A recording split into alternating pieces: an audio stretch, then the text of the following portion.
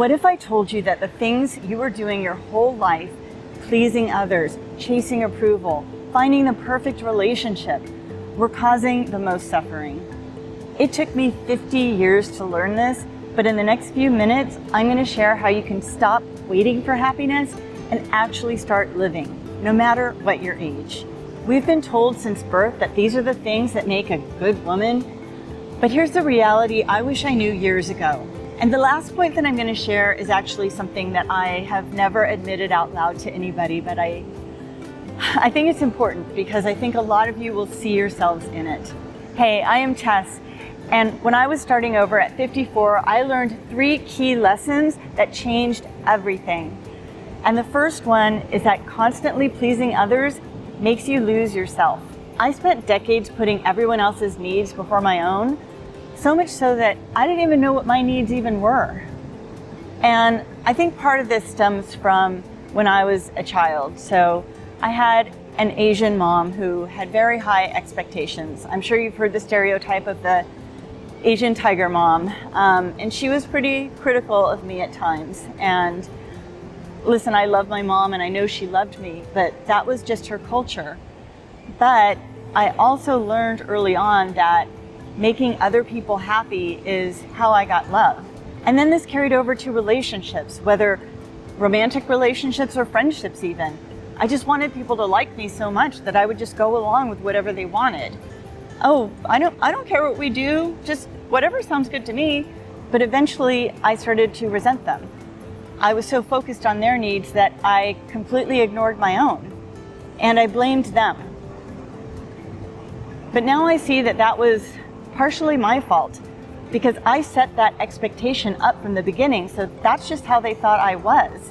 And I know I likely attracted some pretty selfish people because they were attracted to how easygoing I was. I didn't even realize that this was happening when it was, but now I know you have to assert your needs from the beginning, even if you really don't care what you do, because it teaches people to respect you.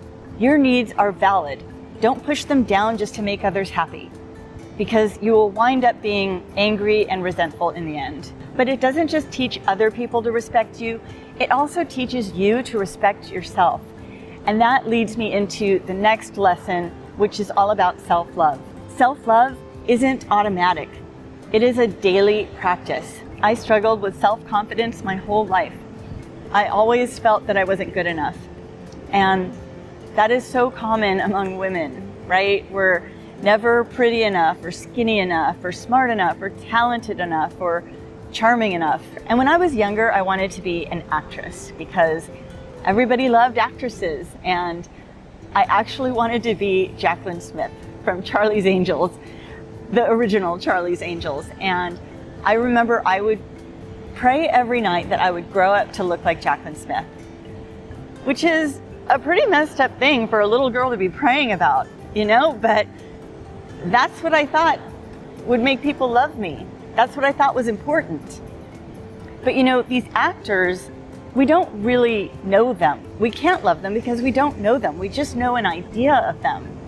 And a lot of these actors don't even love themselves. It took me a long time to learn that self-love is the most important.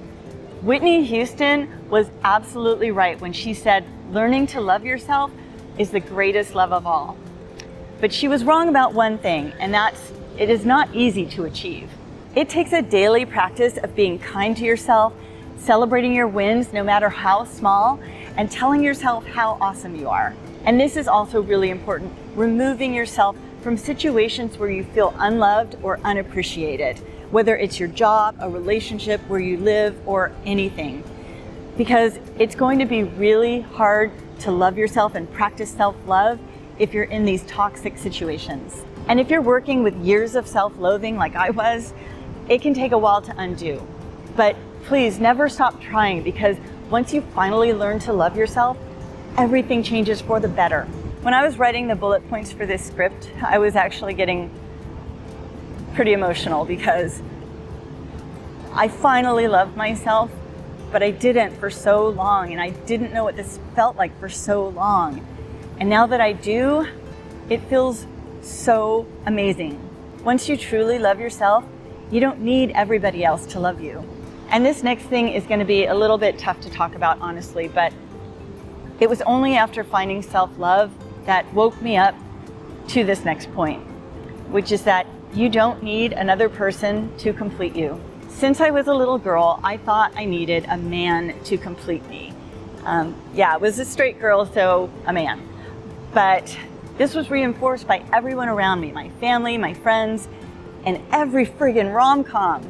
That scene in Jerry Maguire where Tom Cruise comes back to Renee Zellweger and says, "You complete me." And she says, "You had me at hello." And it just had everyone blubbering on the spot in the theater. Yeah, that kind of messed with my head. This need to find a man, I'm ashamed to admit it, but it controlled me. It dictated everything I did, from my behavior to the way I wore my hair and makeup, to the clothes that I wore, to pretty much every choice in my life. And if I wasn't dating somebody, I was looking for somebody to date. And if I was in a relationship, I would lament how it wasn't the perfect relationship. I was married for 11 years, and then we got divorced, and I dated a lot. I dated a lot of men.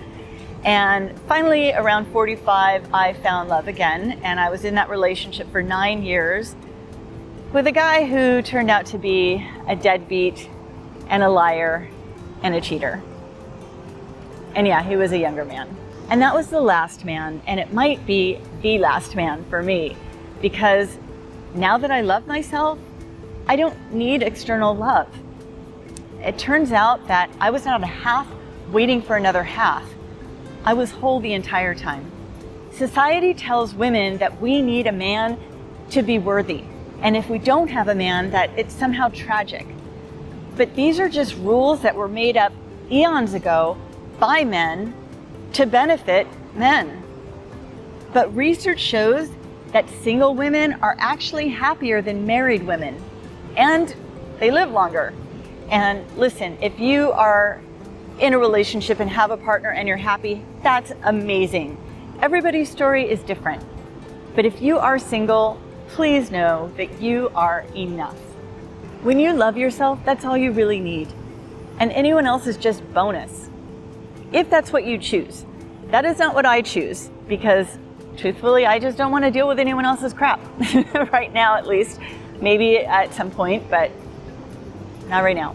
I love living life on my own terms and my terms only, without having to worry about how my choices might affect somebody else. And realizing this is true freedom. I never thought that I could feel this way, but I swear if I could do it, you could do it too. You just need the right mindset and be willing to make some changes in your life. And if any of this resonated with you, please consider subscribing to my channel. It helps me reach more women like us who need to hear this message. And also, I'm trying to reach 1,000 subscribers in the next 6 weeks, so I could really use your help. If you want to learn the 3 mindset shifts I made to start living a life I truly love, watch this video next, and I'll show you how to build more confidence and truly start loving yourself. I appreciate you, and I cannot stress this enough. You're a bad mama jamma. I'll see you in the next video.